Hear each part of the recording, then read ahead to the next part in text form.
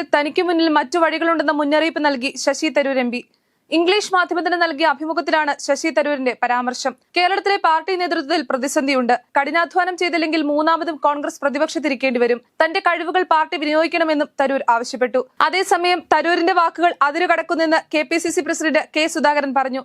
അഭിപ്രായ വ്യത്യാസമുള്ളവരെയും പാർട്ടി ചേർത്ത് പിടിക്കുമെന്ന് KC വേണുഗോപാൽ വ്യക്തമാക്കി.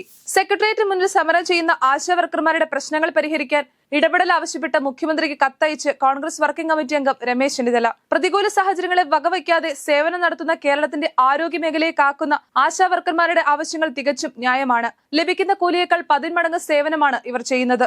തൊഴിലുറപ്പ് തൊഴിലാളികളെക്കാൾ കുറഞ്ഞ ശമ്പളമാണ് ഇവർക്ക് ലഭിക്കുന്നതെന്നും രമേശ് ചെന്നിത്തല ചൂണ്ടിക്കാട്ടി.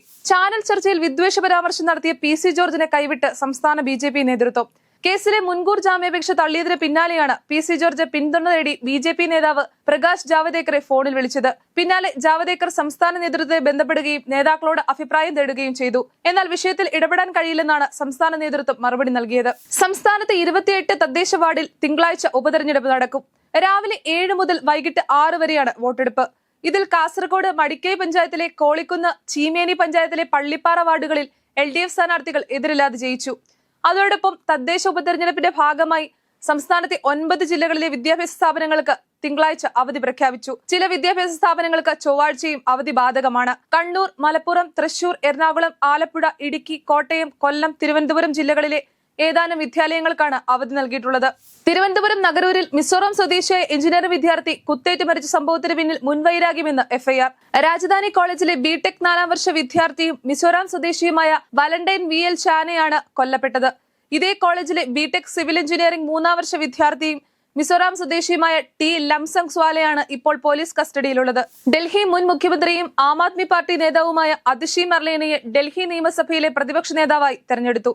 ആദ്യമായാണ് ഡൽഹി സർക്കാരിന്റെ പ്രതിപക്ഷ സ്ഥാനത്ത് ഒരു വനിത എത്തുന്നത്. BJPയുടെ വനിതാ മുഖ്യമന്ത്രി രേഖ ഗുപ്തയ്ക്കെതിരെയുള്ള പ്രതിപക്ഷത്തെ അതിഷി മർലേനയാണ് ഇന്ന് നയിക്കുന്നത്. ഇന്ന് നടന്ന AIPP MLAമാരുടെ യോഗത്തിന്റേതാണ് തീരുമാനം. ഉത്തർപ്രദേശിലെ ഗാസിയാബാദിൽ ഭൂചലനം. റിക്ടർ സ്കെയിലിൽ 2.8 തീവ്രത രേഖപ്പെടുത്തിയ ഭൂചലനമാണ് അനുഭവപ്പെട്ടത്. ഞായറാഴ്ച വൈകിട്ട് 3:24ഓടെയാണ് ഭൂചലനം അനുഭവപ്പെട്ടത്. 10 കിലോമീറ്റർ ആഴത്തിലാണ് ഭൂചലനമുണ്ടായത്. ഫ്രാൻസിസ് മാർപ്പാപ്പയുടെ ആരോഗ്യനില ഗുരുതരമായി തുടരുന്നതായി വത്തിക്കാൻ. മാർപ്പാപ്പയ്ക്ക് ശ്വാസതടസ്സം നേരിട്ടതായാണ് മെഡിക്കൽ ബുള്ളറ്റിൻ. ഇന്നലെ നടത്തിയ രക്തപരിശോധനയിൽ മാർപ്പാപ്പയ്ക്ക് വിളർച്ചയുമായി ബന്ധപ്പെട്ട ത്രോംബോസൈറ്റോപീനിയയും കണ്ടെത്തിയതായി ആശുപത്രി അധികൃതർ വ്യക്തമാക്കി. രാവിലെ ആസ്മയ്ക്ക് സമാനമായ ശ്വാസകോശ പ്രശ്നങ്ങളുടെ തീവ്രതയും വർദ്ധിച്ചതിനാൽ അദ്ദേഹത്തിന് കൃത്രിമ ഓക്സിജൻ സംവിധാനം ആവശ്യമായി വന്നു. തന്റെ ആരോഗ്യാവസ്ഥയെക്കുറിച്ചുള്ള വിവരങ്ങൾ പുറം ലോകത്തിൽ നിന്നും മറച്ചുവെക്കരുതെന്നും സത്യം വെളിപ്പെടുത്തണമെന്നും മാർപ്പാപ്പ പറഞ്ഞതായി മെഡിക്കൽ സംഘത്തിന്റെ മേധാവി വെളിപ്പെടുത്തി. ചാമ്പ്യൻസ് ട്രോഫി ക്രിക്കറ്റിൽ ഇന്ത്യ-പാകിസ്ഥാൻ മത്സരം പുരോഗമിക്കുന്നു. നേരത്തെ ടോസ് നേടിയ പാകിസ്ഥാൻ ബാറ്റിംഗ് തെരഞ്ഞെടുത്തിരുന്നു.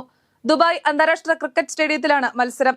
2023 ലോകകപ്പ് ഫൈനൽ തൊട്ട് ടോസ് നേടാനുള്ള ഭാഗ്യം ഇന്ത്യക്കുണ്ടായിട്ടില്ല. തുടർച്ചയായ 12ാം മത്സരത്തിലാണ് ഇന്ത്യക്ക് ടോസ് നഷ്ടമാകുന്നത്.